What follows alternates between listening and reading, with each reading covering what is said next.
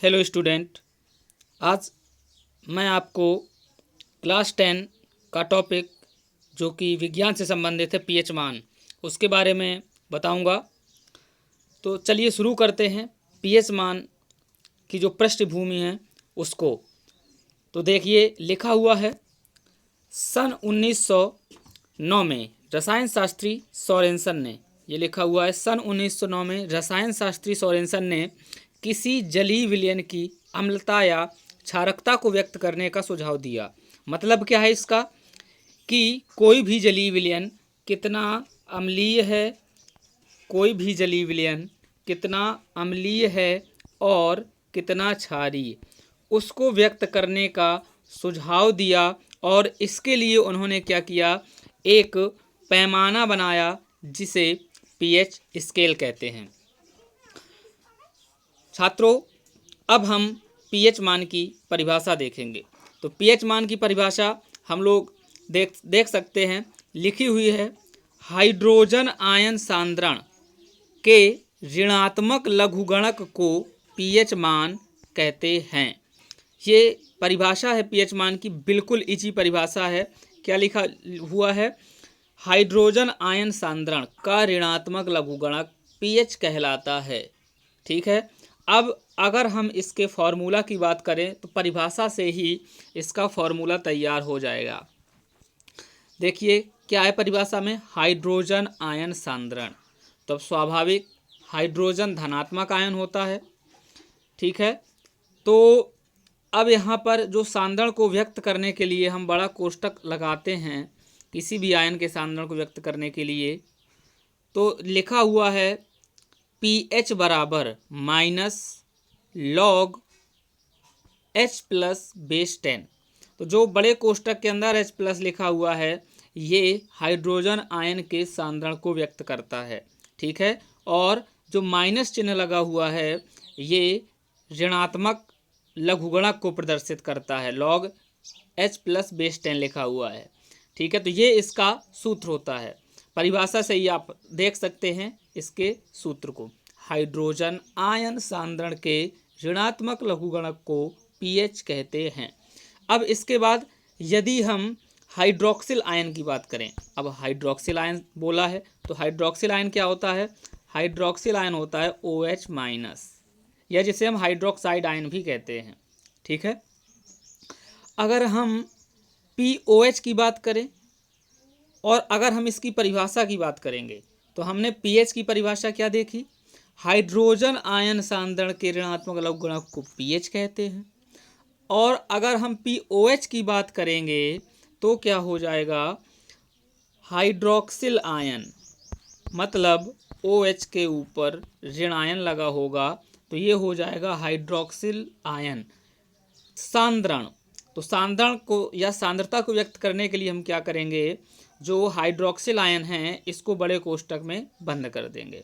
ठीक है। तो परिभाषा POH की क्या हो जाएगी, हाइड्रोक्सिल आयन सांद्रण के ऋणात्मक लघुगणक को POH कहते हैं। इसलिए मैंने यहाँ पर परिभाषा को लिखना उचित नहीं समझा, क्योंकि पीएच की परिभाषा लिख दी और इसी से इसको समझा दिया।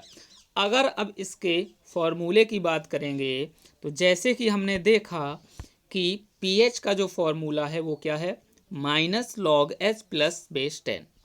ठीक है। इसी तरीके से POH का जो फॉर्मूला हो जाएगा वो क्या हो जाएगा, minus log OH negative base 10। ठीक है। अब जो OH के ऊपर ये बड़ा कोष्टक लगा हुआ है दोनों तरफ से, तो ये हाइड्रोक्सिल आयन की सांद्रता को व्यक्त करता है।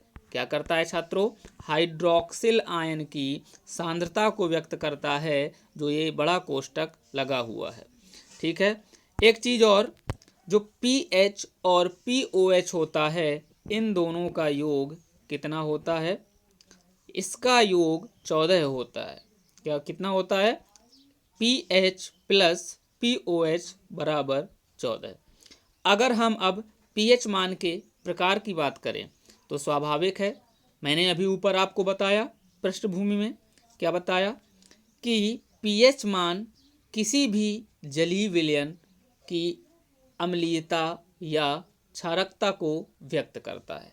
ठीक है, मतलब कोई भी जलीय विलयन कितना अम्लीय है और कितना क्षारीय है, इसको हम किसके द्वारा व्यक्त करते हैं? पीएच मान के द्वारा। ठीक है, तो अब हम पीएच मान के अगर हम प्रकार की बात करेंगे तो पीएच मान के प्रकार में पहला जो हो जाएगा वो हो जाएगा अम्लीय पीएच। अब अम्लीय पीएच, जिस विलयन का पीएच मान 7 से कम होता है वो अम्लीय पीएच कहलाता है, विलयन कहलाता है। ठीक है, और क्षारीय विलयन की बात करेंगे या क्षारीय पीएच की बात करेंगे तो जिस विलयन की पीएच 7 से ज़्यादा होती है वो क्या हो जाएगी? क्षारीय पीएच। यहाँ पर एक और हो जाएगा उदासीन विलयन। ठीक है, अगर हम उदासीन की बात करेंगे तो उदासीन विलयन की जो पीएच होती है वो होती है 7। कितनी होती है? उदासीन विलयन की पीएच 7 होती है। अब हम पीएच मान के अगर हम लक्षण देखें, लक्षण में देखेंगे फर्स्ट नंबर में ताप बढ़ने पर पीएच मान घटता है। पहला लक्षण क्या है? यदि हम ताप को बढ़ाएंगे तो पीएच मान घटेगा। सेकेंड नंबर, अभी मैंने आपको बताया कि उदासीन विलयन की जो पीएच होती है वो कितनी होती है? 7 होती है। अब अगर हम थर्ड पॉइंट की बात करें तो थर्ड पॉइंट क्या है? पीएच मान। पीएच मान कहाँ से कहाँ तक होता है? 0 से लेकर 14 तक वैल्यू होती है। पीएच वैल्यू कितनी होती है? 0 से लेकर 14 तक। मैंने बताया यदि 7 से कम है तो क्या हो जाएगा? अम्लीय। 7 से ज़्यादा है तो हो जाएगा क्षारीय, और 7 है तो हो जाएगा उदासीन। अब हम जो दैनिक जीवन में उपयोग होने वाले कुछ विलयन हैं उनके पीएच मान की चर्चा करते हैं। देख सकते हैं फर्स्ट नंबर पे लिखा हुआ है शुद्ध जल। तो शुद्ध जल जो होता है छात्रों वो उदासीन होता है, और मैंने पहले बताया कि उदासीन विलयन का जो मान होता है, पीएच मान होता है, वो कितना होता है? 7 होता है।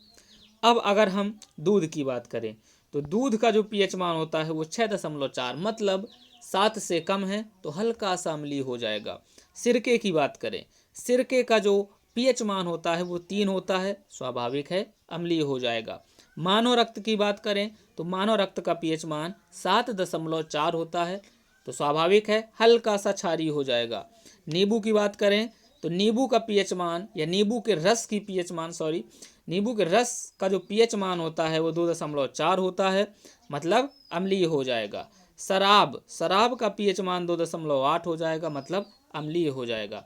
आगे अगर हम बात करें मानव मूत्र की बात करेंगे तो इसका जो पीएच मान होता है वो 4.8 से 8.4, मतलब अम्लीय और क्षारीय दोनों हो सकता है। अगर हम समुद्री जल की बात करें तो समुद्री जल का जो पीएच मान होता है वो 8.5, मतलब क्षारीय होता है। अगर हम आंसू की बात करें तो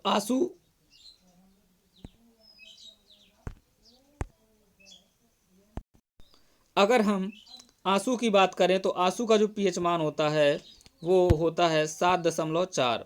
7.4 का मतलब हल्का सा क्षारीय। इसी तरीके से यदि हम मानव लार की बात करें तो इसका पीएच मान 6.5 से 7.5 के बीच होता है। आगे आते हैं इसको समझने के लिए, क्या है ये कि पीएच मान कितना है तो कौन सा विलयन होगा। अब हम देखेंगे यदि पीएच मान 7 के बराबर है तो कौन सा विलयन हो जाएगा छात्रों? उदासीन विलयन। यदि पीएच मान 7 से कम है, इज लेस देन 7 लिखा हुआ है, तो क्या हो जाएगा? अम्लीय विलयन हो जाएगा।